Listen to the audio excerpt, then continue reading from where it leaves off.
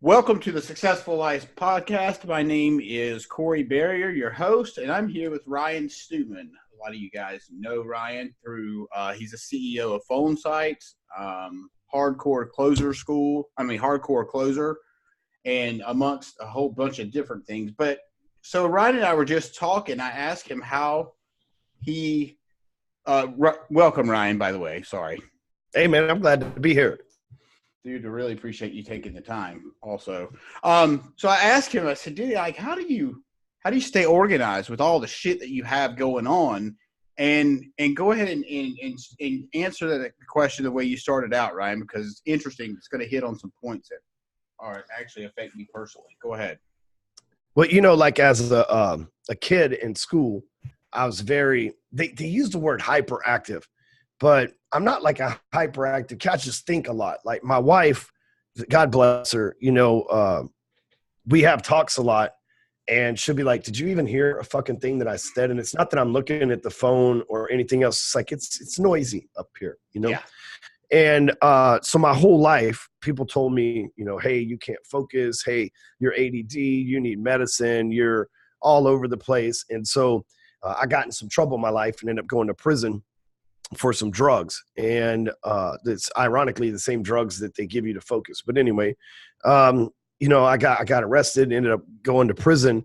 And instead of being a victim or whatever while I was in there, I just decided that, hey, I would take this time to learn how to focus. Sure. I figured I would being all over the place and not being a very good criminal is what landed me in prison, obviously.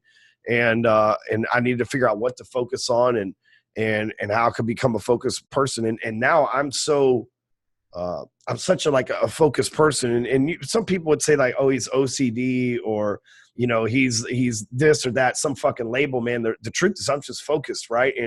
And I had some people that were in my office a few minutes ago and they walked in as I was finishing. I run my life by a schedule. And so they walked in as I was finishing shooting videos. And when they sat down to talk to me for the first couple minutes, and it wasn't quite their time yet anyway, I was still texting the videos that I shot to the people to edit my videos there. And they're like, damn, man, you just gonna sit here and text for a couple minutes and not say hello. And I said, well, look, I'm the type of person that I got to finish what I was already doing before I can move on to the next thing. Right. Because if not, then I'll never finish what I started doing. I'll forget about it, Totally. But that's just like my personality. So I've made it that way. Right. And I think that's really the inside joke of why they call me the hardcore closer, man, is because I got to close anything before I can move on to the next thing. And I'm like very hardcore about it. Like I showed up right here on time. You know what Sure. I mean? Like I live and die by a schedule, man, like live and die by that shit. That's the one thing that I am hardcore about. So that's it. I can actually identify with most of everything that you said. The only thing that I can't identify with is the prison part, but I came very close to identifying with that. In 2005, I got caught with a bunch of cocaine and got charged with trafficking and all kinds of shit. And I've had several DUIs and, whatever. So I guess the question is, I don't know the whole prison story. You said you got caught with ADHD medication, so I assume it's Adderall or Ritalin or something. No, I got caught with cocaine. Okay. I was just saying they pretty much give you like stimulant. It's all the same. Yeah, it's all the fucking same. Meth, coke, fucking Adderall, Ritalin. It's all the fucking same, man. Yeah, it is. You're right. Absolutely. So I want to know do you mind telling me that story? Because I don't know anything about it. I know of you going to prison, but I don't know what put you there. You just said that. And then how you came out of that, because I will tell you, for me, Ryan, when I came out of the 6 month, I had to go into a 6-month program in order to dodge prison. And going into that, it was very secluded. It was in the middle of nowhere. And it was for lack of a better word, beyond Jesus freak type people. And I don't mean that in a negative connotation. So anybody listening, I don't mean that in a negative way, because I am, I believe in God wholeheartedly. Very cultish. I get you. Yeah. Very much so. And so it was really fucking hard for me coming out as a felon. And I, not knowing anything about growth or personal development or anything, I struggled coming out of there. So how did you transition from where you were when you went in? I don't know what you were doing before you went in. What were you doing before you went in? Were you just selling dope? Well, so yeah, I was just selling. I mean, I had a job, working at I think at the time I was an electrician's helper. Okay. And and I was mainly selling drugs. Yeah. And I probably worked for $8 an hour as electrician's helper, and then and really here's like, I wasn't selling that much drugs. Like maybe I had on a good Friday, I might have had an ounce of cocaine. You know what I mean? Which is like $400 back then. It's not a massive, not a ton. Despite what the fuck you see on TV, for those of you that have never done it, like shit, it's you watch The Wolf of Wall Street snort that off one of those strippers' asses in the single night. Right. It's not that much. And so on Friday night, I've been, selling it and making ends meet. And maybe I buy an ounce for 400 and I make 600 or 700 from it, selling 8 balls and 16ths or whatever. But I didn't do coke. What I did was smoked a lot of weed. And I struggled to sell weed because I smoked so fucking much of it. It was almost like a Smokey from Friday situation. So I didn't want to get in that. So I sold coke, and I didn't do coke. And one night, this chick taught me into doing it.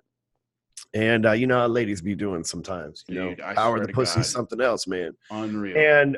And so I snort this line of coke, and I don't know if I've never done it again since then, but whatever fuck it was, it caused me to have like a seizure and some shit, right? Like a literal seizure. Yeah, and it wasn't bad coke. I mean, people love the drugs that I got, all right? Right. She wasn't having any problems with it, I guess I'm allergic to cocaine or something, right? Like it just, I don't know.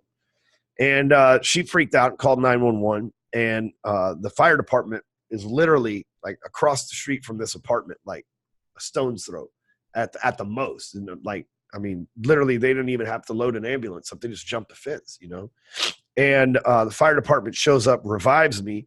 And forgive me, I got some allergies.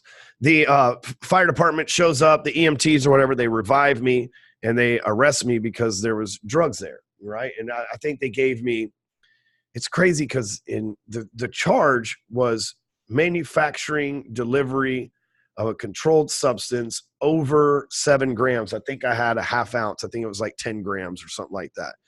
And if it's over, I think 5 grams or some shit like that, it's a felony 1, which means the same as fucking murder. And so for like $200 worth of fucking drugs, I'm facing a murder charge, and it's literally 5 to 99. And so, I go to jail for a couple of months, the county jail, and finally bail out. It'd be 2 years before they finally convict me. And my lawyer got me a plea deal. I didn't have any damn money because, fuck, I'm spending it all on lawyers and bail bondsmen. And really, man, I didn't really sell that many drugs, just like enough to make ends meet and shit like that until the motherfuckers arrested me. Then I got to go full on Breaking Bad to be able to fucking pay for all the shit that's coming my way from the court system, man. It's the fucking craziest shit ever. Like literally, they bust me and I'm selling like a few 8 balls on a Friday night, 2, 3, 4, 8 balls on a Friday night just to pay my fucking rent and shit like that on top of an honest job. They arrest me. Now I'm a felon. Now I'm fucking out on bond, and I got to pay these fucking bond fees, and I got to pay lawyer fees, I got to pay court cost fees, and I got to all this other shit that's going on. So then I went to selling like 50, 60 fucking pounds of weed a week and a fucking Big 8, which is like fucking 8 ounces of coke and crank, and fucking I'm doing deals with the fucking Puerto Rican mafia and shit like that because I'm fucking all of a sudden this shit's expensive, right? And so my lawyer comes to me and he says, we can get you 2 years in prison or 20 years probation. I'm not even 20 years fucking old yet. And I'm like, 2 years in prison? Shit. And he's like, yeah, and I don't have a family or anything like that. So it's like, it is what it is, and he says, yeah, but you probably won't leave the county jail. You probably just be here for like 4 months. It's your first offense and you'll get out on first parole and you just go home from there. And he's like, 4 months instead of 20 years, man, it's going to be on your record either way. You're not going to make it 20 years. So just sign for it. And I did. And shit, 2 weeks later, them motherfuckers shipped me off to one of the toughest prisons in the whole fucking state because I was 19 and fucking had a drug charge. And so they sent me to this place called Beat 01 where fucking everybody who's 19 to 25 with a drug charge and a gangbanger and not white, that's a very important part of that story, is there. There's 6,000 people in this motherfucker and 400 of us are white. God dang. Dude, it's a fucking miracle of God that I'm not like that. I didn't join no gangs. Like I'm lucky that I'm just a good old dude that can handle whatever I needed to handle, but I don't have no Nazi signs on me or none of that shit. Cause there ain't too many white boys walking out of that place that weren't covered in that shit. You know, that's what you fucking needed to survive in there. I mean, and honestly, the only thing that really saved my ass is I didn't snitch. Yeah. Right. So a lot of those white guys, and black guys and Mexicans, fucking everybody snitching. So you go in there and they get you in this gang and you owe them favors because you snitched on the fucking gang and shit. I'm not a snitch, right? Right. You can look my paperwork up. I never fucking snitched on anybody. Matter of fact, I go in there, I do my time. I'm not tied to a snitch. So for the most part, they left me alone, have to fight a few times. It's just part of being in prison, but it's not like I had to do some crazy shit to avoid being butt fucked or nothing like that. Right. And I get out. And I get a job at a car wash, and I go to work for this car. I'm like, I just at this point, I'm like, I'm never selling drugs again. That place is fucking horrible.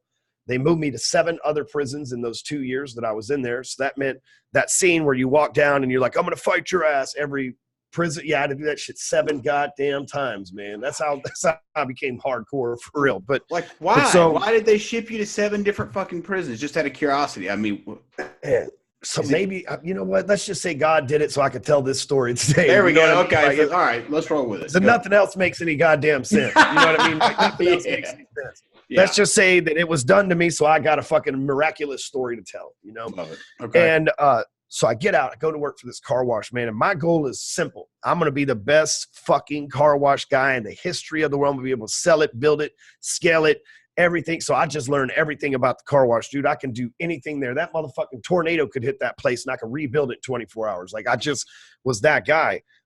And one of the customers took note, and she's like, dude, every time I come here, you're like on point. And Chick-fil-A and stuff wasn't really the way it is these days. So this would have been operating like that.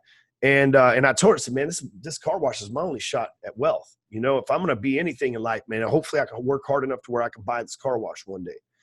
She said, well, if you'll have that same attitude in my office, you'll be rich, and more rich than you'd be with a car wash. And I said, what do you do? She said, finance. I don't know nothing about that, man. I didn't even graduate high school. She said, I'll teach you. She said, worst case scenario, they'll give you your job back at this car wash. Come on. Shit, man, I did it. I mean, like, so she closed me. I go to work on Monday, dressed like a car wash guy at the bank. I'll never forget that moment. You know, I had to pay one of the gay dudes to take me shopping so that I could learn how to dress like a fucking banker, right? That's like, that's hilarious. Like, he's still my friend Claude. Like, he listens to all of our podcasts and everything. And it's like literally Monica, who's passed away now, she paid Claude to take me out shopping because I've been working at the car wash and selling dope. So I look like either a fucking redneck or a gangster. That's all I knew. You know what I mean? But she saw something in you. She did. Saw the hard worker in me. Within about 3 weeks, man, I made $8,600, like my cash, right? Wow. Within about 45 days, I made almost $30,000, man. I was like, oh shit. Oh shit, man, like there's something here. And that was in 2003. I ended the year with $99,000. Which really sucks because I wanted it to be my first 6-figure year, right? Sure. 2004, I did like $250,000. 2005, I did $800,000, was $773,000 in commissions, right? Start my own branch, blew up, man. Bought this fucking big ass house, had a bunch of cars and shit like that. I live in this small ass town that I used to live in. The cops thought I was selling dope again, man. They kicked my door in. Oh. And I wasn't even fucking home. I was on vacation with my grandparents in Mexico. I bought everybody a trip to fucking Mexico and shit. They raided my house. I showed up a few days later, and there was an arrest warrant for me, so I had to go turn myself in and shit. And it was weird, man, because they brought me down to the station and they had me on charges of cyber theft. And I'm like, man, I've never stolen nothing in my life. I'm not the kind of person, but I own 32 rent houses, and one of my tenants was getting credit cards in people's names. Now, and my name was on the title of the house, and somehow they turned the internet on in my name at that house.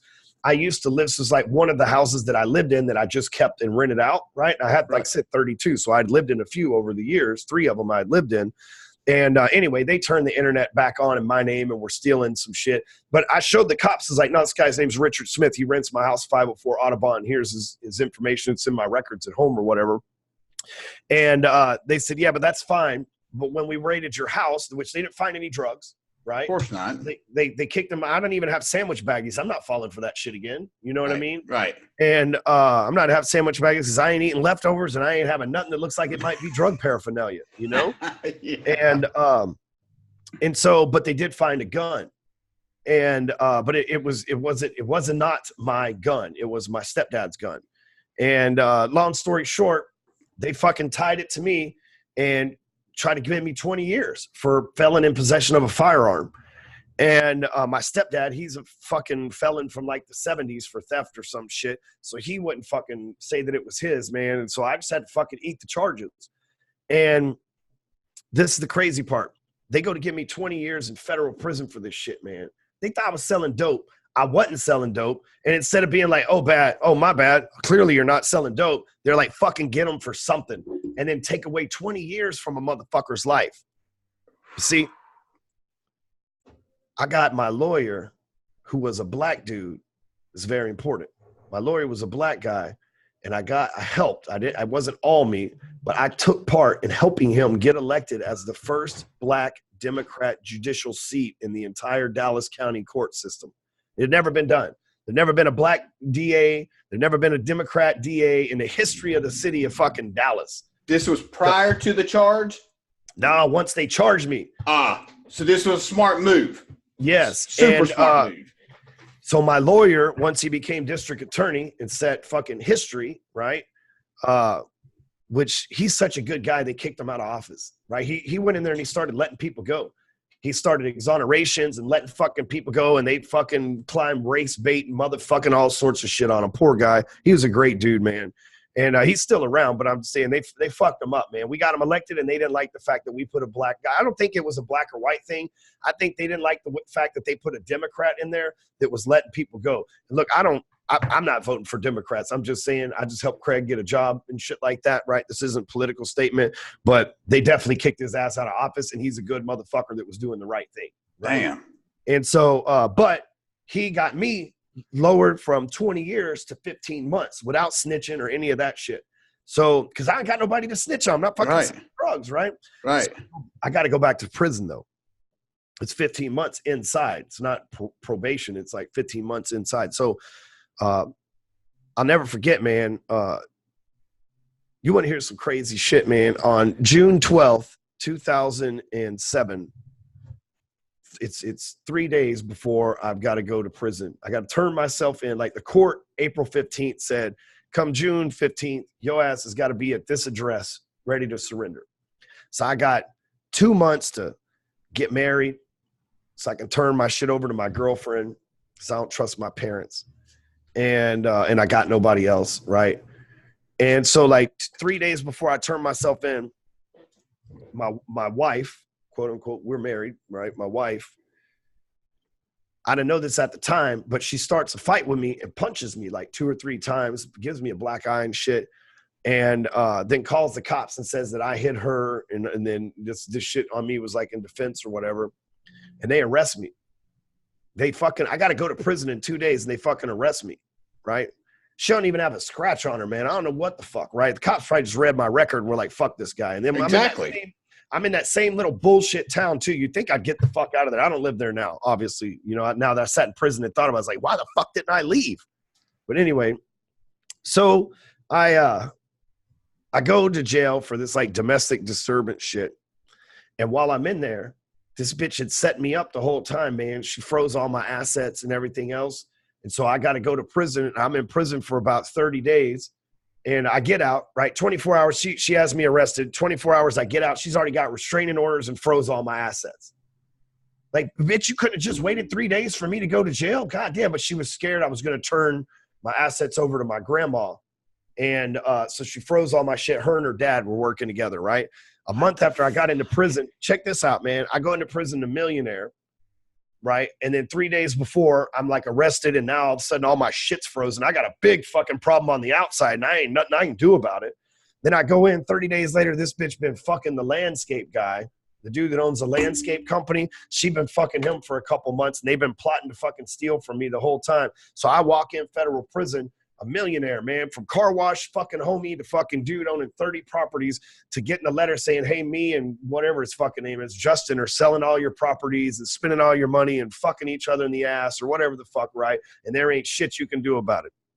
And there wasn't, you know, do my time.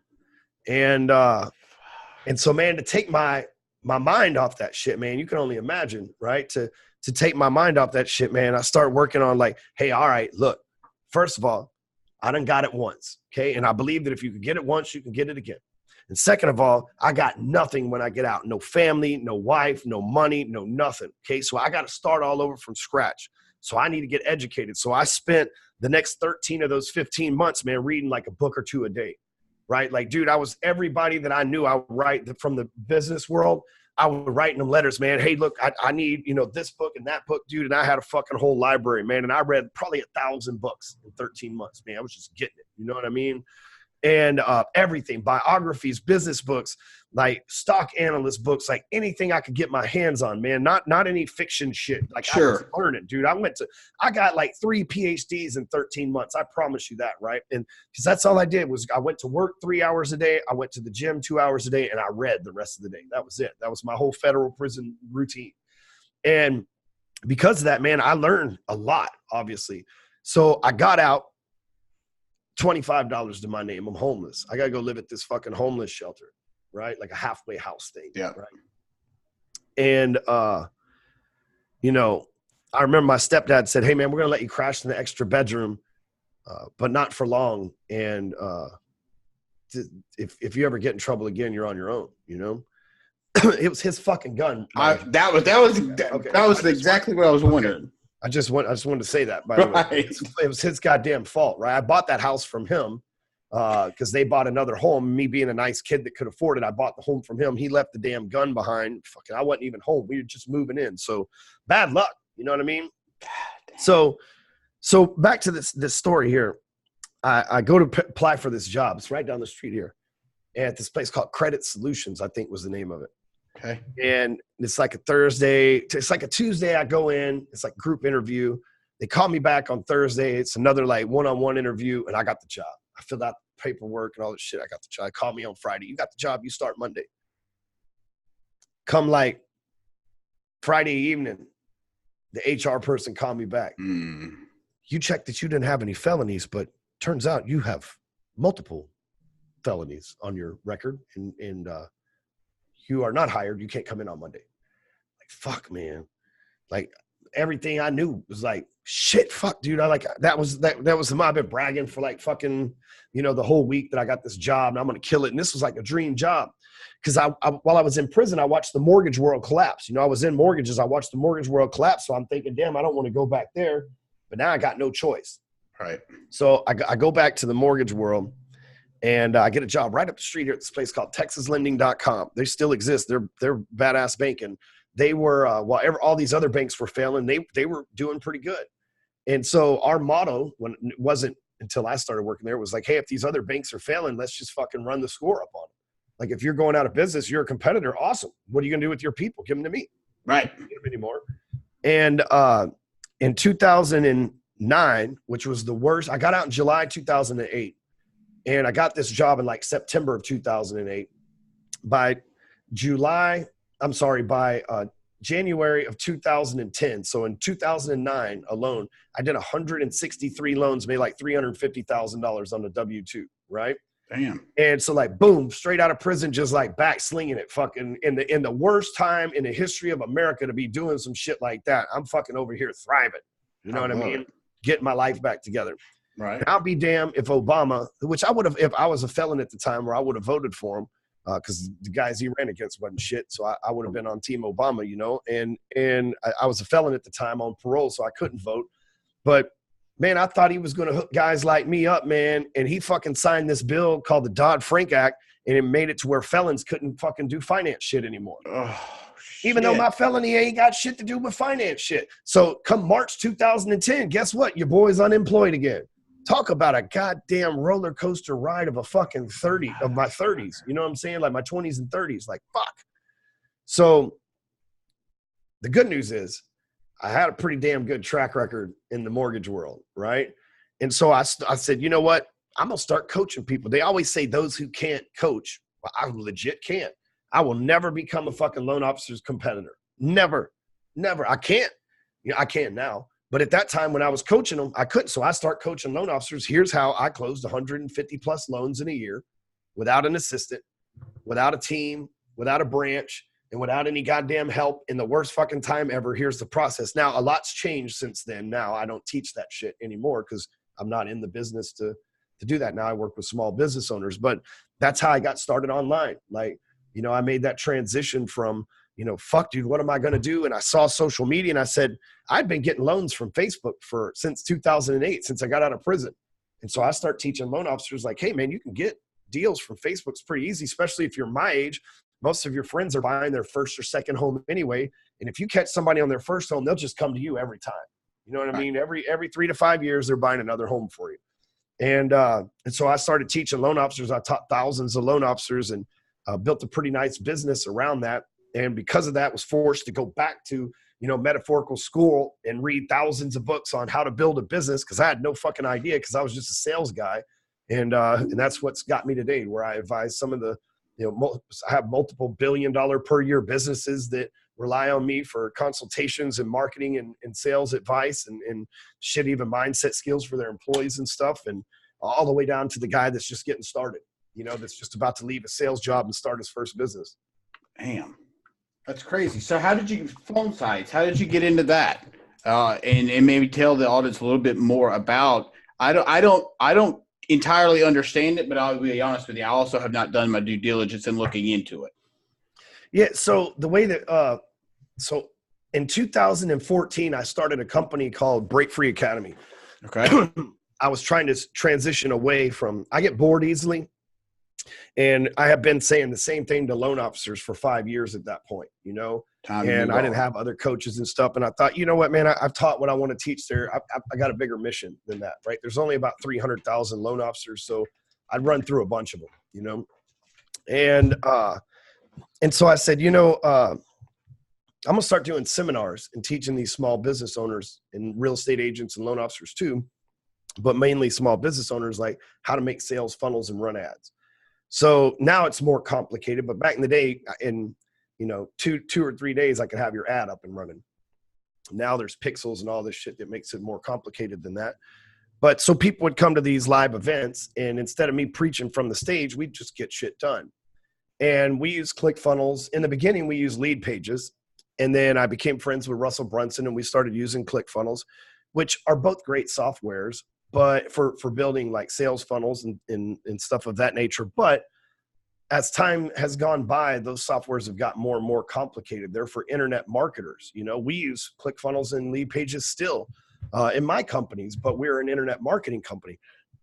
Most people aren't internet marketers. They just need a way to build a website. They just need a way to write a blog. They just need a way to build a sales funnel, right? They're not trying to make millions of dollars from this funnel selling their ebook. They just need some roofing leads. They just need some real estate leads. They just need someone to bid on a house. You know what I mean? Right. And so I wanted to create a software. At my events, people would get pissed off. Man, I had one dude snap his laptop in half. I had an old lady one time freak out because she couldn't get, the text driving me crazy. So I said, you know what, I'm going to invent something that like the little old lady and even your grandma or your grandson can both work on. And they can pull up their phone. They don't need an internet connection. They don't need to download an app. They don't need anything. Like, I just want to make this the simplest website creation shit all done from your phone. Like, just like dumb it down. And so for 2 years, we went to work on it.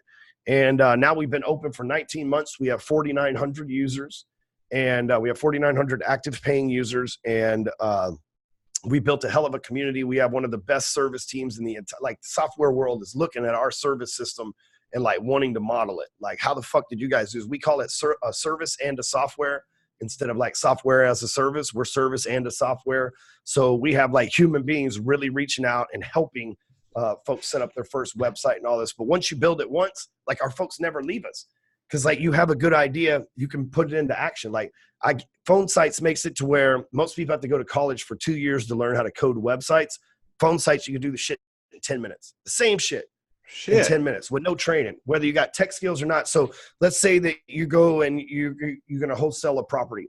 take a picture of it, put it on a website, and say name, email address, mobile phone number, bid, and closing date. Boom. And they can submit offers all day. You just post that to your Facebook page. Say, hey, I've got this new property. Here's where you submit bids. Boom. They put all the information in. Comes all right to your CRM, whatever you want to tie it into, or you're backing into an Excel spreadsheet. We got follow-up emails, all that shit.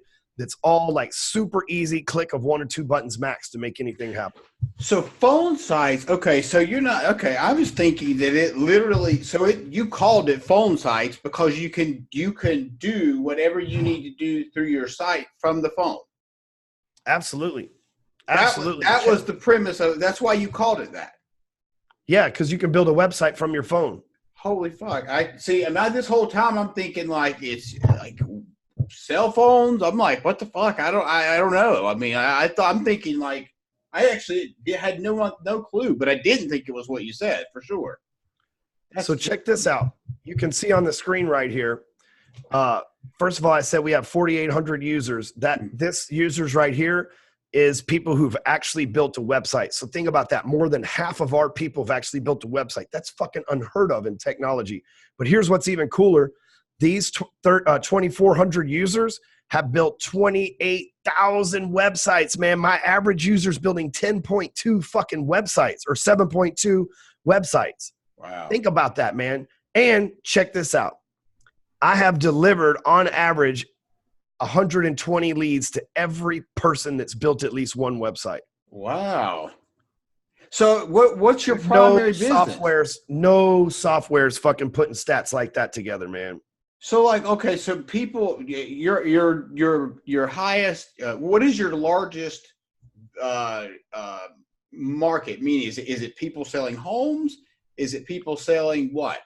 It's everything. Look, we've got right here. Here's a credit company, a credit repair company. Okay. See, this is what their funnel looks like, right? You can see it on the screen there. They've generated 6,500 leads. Okay. Here is a home renovation deal, right? Where they're giving away $10,000. They've collected 3,800 leads. Here is 7 steps to becoming debt-free that somebody made.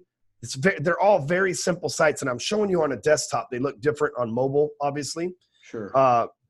But that's why they're simple, because they're mobile websites. Look, this has got 2,200 leads. Look at all these websites that have thousands of fucking leads that are coming through. Right here is cookie dough. What? Free Big Dipper cookie dough? What the hell? And this guy's got, what, 1,200 leads? That's crazy. By the way, that's one of our Arate brothers, I believe. Oh, is it? I believe so. Huh. Interesting. Yeah. How about that? But man, like, so it's like the legit side. I give the average man a competitive edge against people that have got tech skills, you know?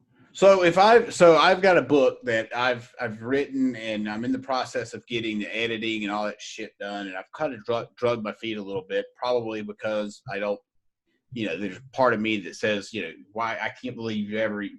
I'm surprised they even wrote a book, first of all, because I graduated high school and I did some college, but I'm not the brightest cookie in the jar. But I guess I'm dragging my feet for what I don't exactly know why.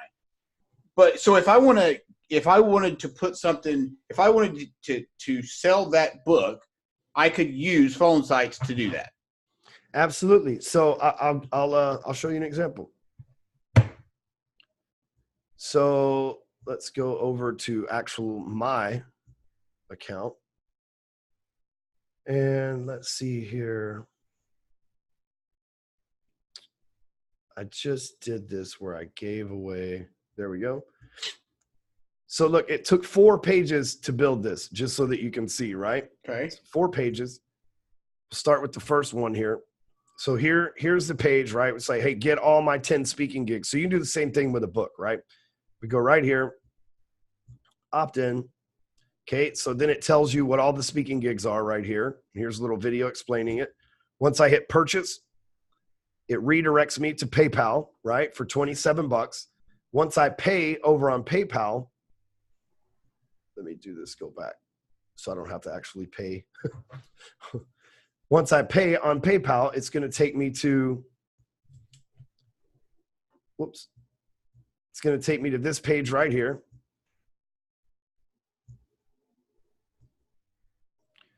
which is where all the videos are. So once I pay at PayPal, it's going to send me right here where it says save the link, and there's all the videos. Boom, instantly digitally trained.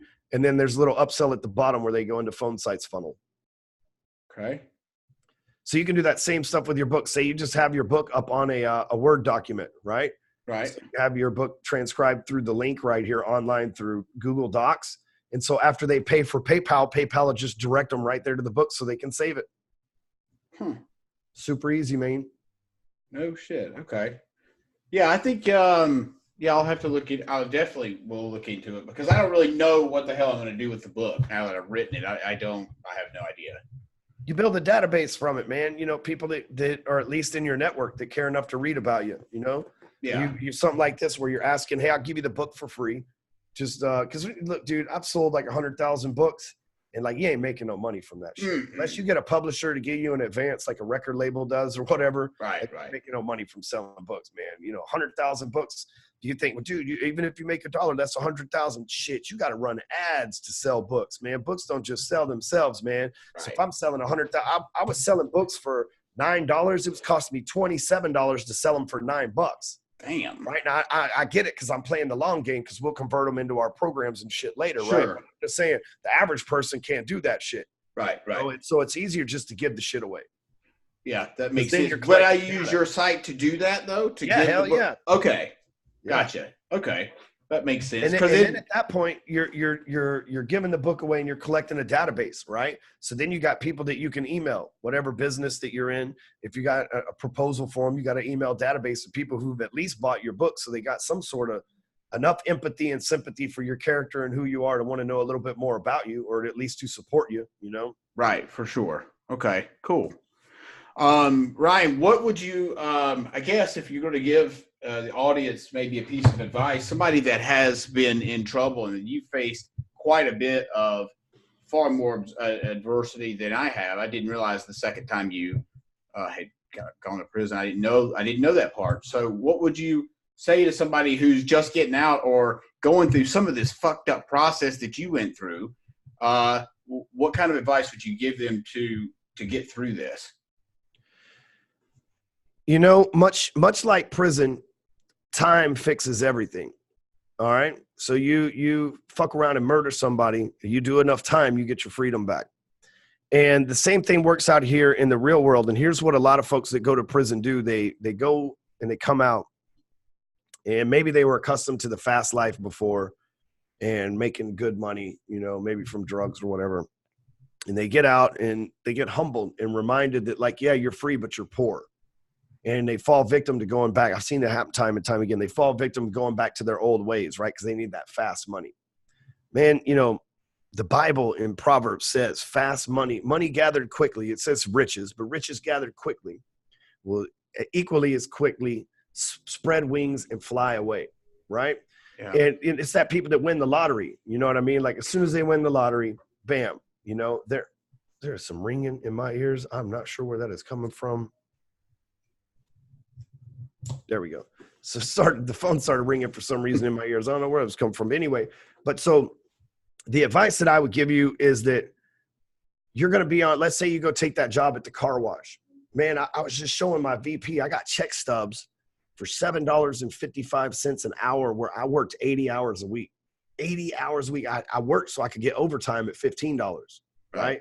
Right. And so I want you guys to understand that's what I was willing to do to stay free. And because of that, somebody saw me and said, hey, man, this dude's putting in a lot of work and gave me a real job. And man, I've been a millionaire on and off since 2005 because of that.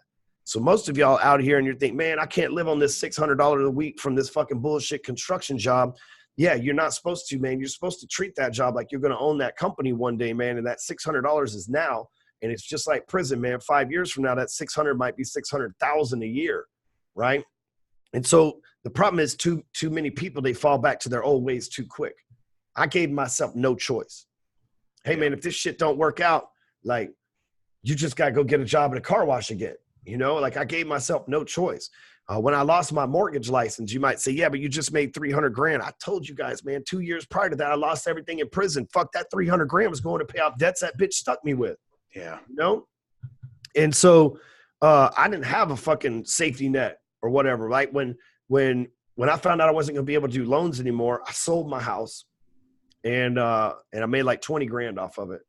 And then I moved in with my in-laws and lived in their extra bedroom. Do you know, as a 34-year-old fucking man, or however old I was at the time, to live with my fucking in-laws after I used to be a millionaire, right? But that's what I had to do.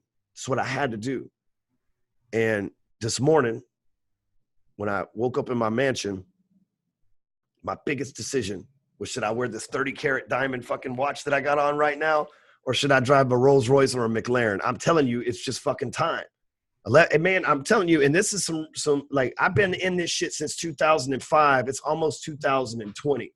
So it just took some time, man, but I'm doing my life sentence. And guess what, man? I'm getting my life back now. And so when you're coming out, man, it's going to be rough. The force of average wants you to go back in there. It wants you to do stupid shit. Your parole officer, man, when I start showing $300,000 a year fucking check stubs to my parole officer, man, he wasn't exactly happy with me. You know what I mean? Yes, I do. Dude, I've had to fight that shit all along. So yeah, you might get a good job, and then all of a sudden you got fucking problems coming from like mo money, mo problems, like the great philosopher Puff Daddy once said. You know what I'm saying? But here's the thing. You just stay focused on your goals and doing your shit the right way, man. Eventually, you too can have an exotic car collection and the shit that I have, man. I'm living proof, man. 8th grade education. But like I said, I got 3 PhDs because I didn't go and watch soap operas all day in prison.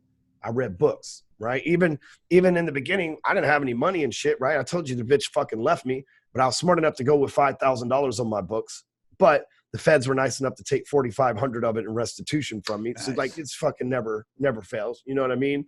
But I read books from the library. Like, just because it's an old book with a bullshit cover doesn't mean there wasn't some wisdom in it, you know? Yeah, for sure. For sure. All right, brother. I won't take up any more of your time, dude. I really appreciate you coming on. I really do. And I look forward to seeing you. I hope we inspired some people, man. You know, I mean, first of all, it's a cool story. It's like, you know, gather around the campfire. But, you know, hopefully some people hear this shit and they're like, man, if this fucking cursed motherfucker can be successful, I got it, you know? No question about it. I guarantee we'll change somebody's life without a doubt. And I believe that. So. Awesome, man. All right, my man. You got it. Thank you, brother. Later. Later, dude.